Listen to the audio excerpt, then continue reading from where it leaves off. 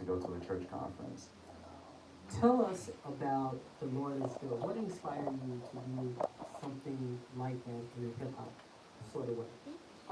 The point of the album, Jesus Christ Superhero, was big on identity. I feel like a lot of my journey as a hip hop artist was a lack of identity. So I used to like just do a lot of dumb stuff, thinking like you gotta be an artist, you gotta smoke, you gotta be doing this and that. And I didn't know my identity in Christ. So Jesus Christ Superhero was an album about having your identity and realizing that the superheroes and stuff we learn about in comic books, they're all like fantasies, but we can become superheroes ourselves through what we become in Christ, because Jesus is the real superhero who died on the cross for us. So The Lord is Good is a song I made to express just the goodness of the Lord. And it came together great. Like, it's one of my favorites on the album, and I'm proud that I was given the ability to make that by God. Now, you got a host of other songs. What inspired you to just go into this full-fledged with the Christian hip-hop? So when I was doing all type of other music, like I was like having like little like moments of like success, you know? But then like once I switched to Christian hip-hop, I was more in God's will, and it just kind of like took off. It took off more. Like right now, I got like over 2 million streams on Spotify and stuff from it. And as I like grew in my faith, like the music just grew, and it just felt better than, because at first I was doing like any type of music, then it was like positive music, but then it was like, how do I take it a step higher than being positive? The music God wants me to make, Christian music. So now I take it to that step, and it's just like, I don't know, it's like the best thing ever, because it doesn't have to sit in hip hop. I have alternative Christian music. I have, you know, like R&B Christian music, and it's like there's no like age stamp on it either. You know, like there's some certain music you can make that has an age stamp on it. It's like, your father is an inspiration. Yeah, my father is an inspiration. And he's a producer as well. Yeah. And he makes sure your tracks are on point. Yeah, he does his thing. He's a very hard worker. Yes, sir. And he makes sure you're a very hard worker. Yes, sir. Tell us about that.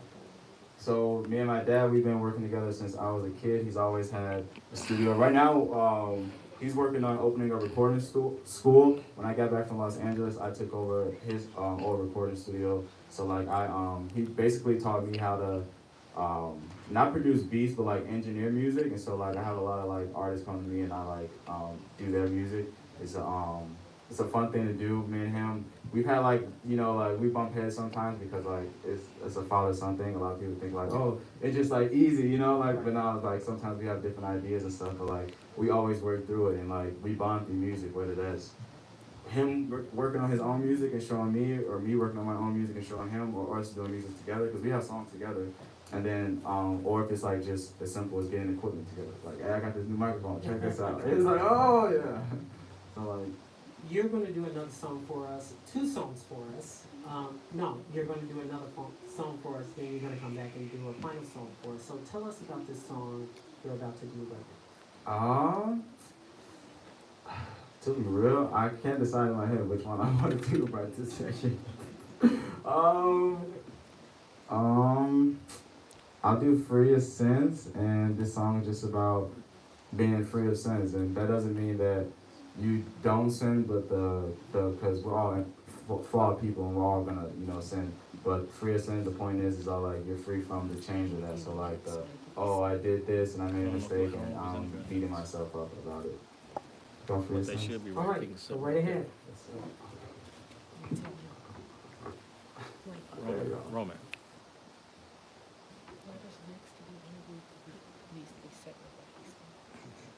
The song's called Free of Sins from Declare the Gospel album.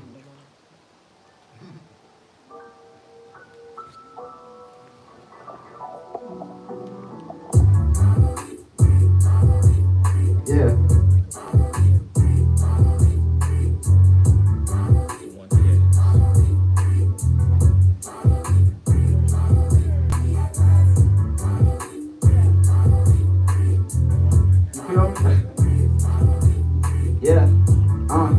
Finally. Look. Yeah. My heart had a couple holes in it, ain't no patching up. No. I got a new one from God, I'm thankful I'm beating the odds. Yeah. Up in the prayer said thank you and he said just pass the love. I'm thankful I made it this far. Look, acid, the triple C's, pornography, it had me well gladly. God had brought me strength to leave it in the past. See, it didn't take no self-help book, no rehab or they help. It took discernment, understand my purpose, fasten up my belt, this journey long. I just need my Bible, water and some kelp. I'm learning strong, know my right and wrongs, evaluate myself and moving forward. Never check the scoreboard, this about the growth. I was out committing sins to hear from God without a cloak. So habitual, had to break these habits. I'm a kingdom kid and the kingdom I'ma grab it. I was depressed, nowadays I'm laughing. The devil tell lies and he plastic. Whoa, hey, yeah, look, my heart had a couple holes in it, ain't no patching up. No, I got a new one from God. It's me that I'm beating the odds. And this is Finally Free featuring Sunday Service Choir from my Declare the Gospel album. Thank you guys so much.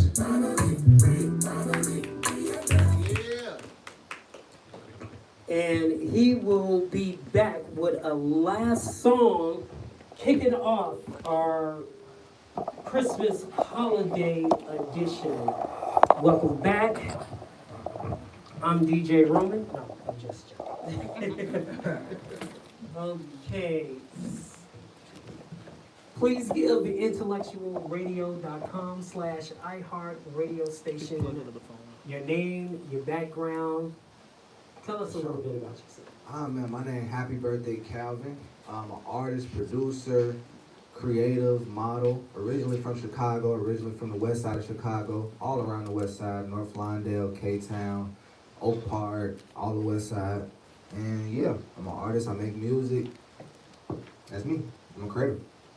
Now, tell us, you told me this off air, that your music has been featured on local television series, so tell us about Okay, that. so I had told you it was featured in this movie. It's a Netflix original called Beats. So if you watching this, check out Beats on Netflix.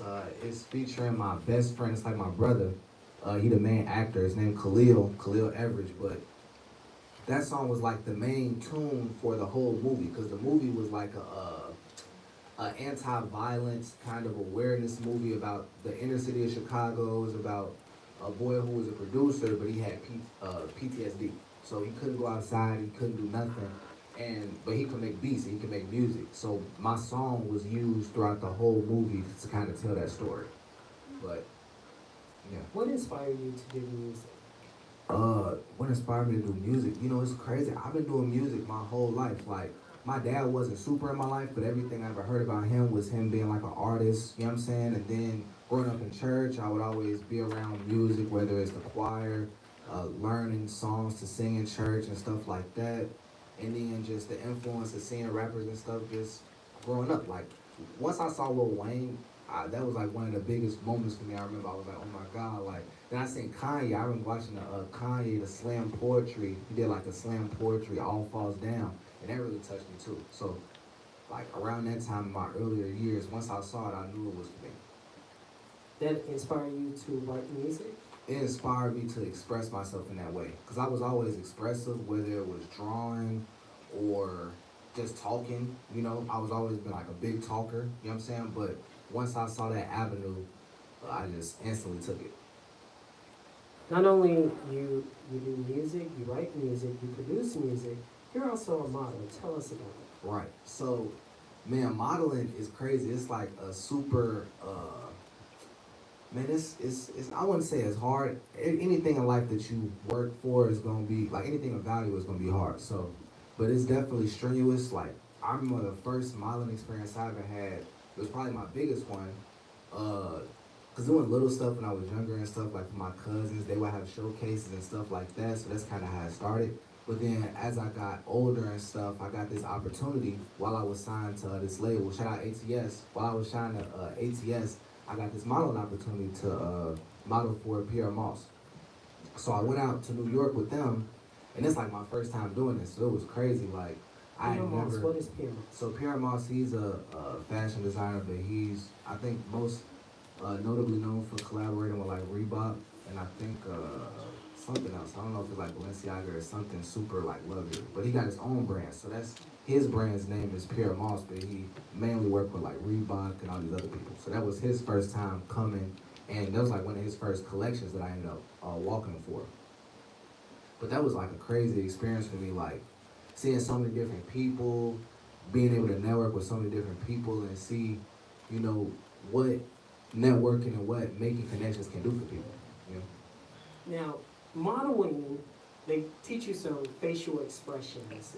Is it kind of like Zoolander, or, I mean, tell us about that. Man, the biggest thing, because they didn't tell me too much regarding facial expressions, because when I did it, it's not like I'm Tyra Banks and all like that. It's not like I'm America's Next Top Model. But it was just a great opportunity. But one thing they did tell me was about posture, and they kind of train you for like the walk and stuff like that. And especially if you haven't done it before, I know when I first did it, it was crazy because there was so many people out there, and it's just pictures. So like you going out there, like you gotta like have eyes of steel. You know what I'm saying?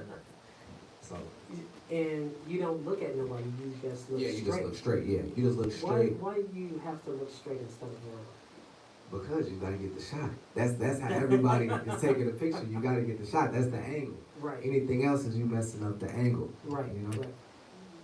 Now, tell us a little bit about your music. You've been featured on a beat. What other features your music has been on? Right. I think one of my most notable features would have to be Herb and having Herb on one of my songs. Overall, my music is pretty much just like expressive of my own life and everything that I've been through, everything that I've seen or been around. So I would say it's more so like just melodic rap expressing like, you know, life as a young black man in Chicago. You know what I'm saying? One of my most notable features being Herb, it was cool working with him and just meeting him because like you will grow up watching YouTube videos of somebody or seeing them do stuff, but then when you meet him in person, it's like an entire different experience. So being able to talk to him and, you know, get advice from him about coming up and how to, you know, finesse and finagle through the industry was very insightful. What advice, if I'm listening to intellectualradio.com/iHeartRadio special, I mean, well, it is a Christmas special, but what advice do you give a listener that wants to write, wants to model, wants to do all of the above, want to conquer the world? I think, well, the best advice I can give to somebody who wants to conquer the world is to get organized. So you got to take it one step at a time. You got to be consistent, and you got to be legit. So you got to be organized. You know, you got to know what you're doing, and you got to know how you're going to do it. See, a lot of people, they have all these fantasies or all these passions and motivations, but either they figure out what they're going to do, and they don't have the consistency because they don't know, you know, like, something else I saw was like, a lot of people, they wait to see the full path instead of taking that first step. So it's about being able to take those steps of faith, but also being prepared and constantly preparing yourself for the next step of faith. You know, I think that's probably the best advice I can give somebody is don't be afraid to take steps of faith, but also be prepared and do everything you can be to be prepared. Whether that's get a lawyer, a publicist, a job, anything, whatever you need that you don't have to get to that next step. I saw one of your music on YouTube, and you was walking down the street in Chicago. Okay. What it looks like the West Side Okay. of Chicago, and you were harmonizing with a female. It looks like that was her over there. I swear it wasn't. It wasn't? No. Oh, bro, you talking about Tatiana. Right. And that's a feature on a Card song. So that wasn't on the West Side. That was on the South Side, but it was shot in the same location as the movie. So I think that was like a Hyde Park or something like that. But yeah, I mean, Tatiana, cool. She went crazy on that song too. That's like, you know, I love having female features because they can do stuff with their voice that I can't do. Because I be trying to do it by myself. I'm like, why is this not sounding good? Like, it sounds good in my head. So I gotta go and find somebody. So, bro. Now, you were competing. You know where I'm headed. Give us a little a cappella sound that was featured in the YouTube. Wait, you said I was competing. Yeah, you was competing. She said, no, it goes like this. Oh my God, G. You don't think I do my homework. G. I'm trying to, Cause now you put me on the spot, G. Like I'm trying to think. That's what Drive at 5 is all about. Ooh. I'm trying to figure out what was that line? Oh my God, I'm drawing up like I'm sick. I can't think of the line off the top of my head. No?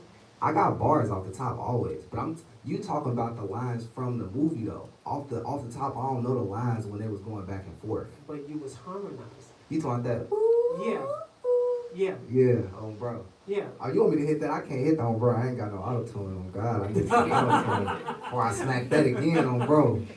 I can hit the lower octave on God. Well, hit the Lord. Let me see, You say, ooh, ooh, ooh, ooh. Oh God, you see, I told you. I need the auto tune. You got the dancers and everybody laughing at you. It's your fault though. You did this. Oh God, it's your fault.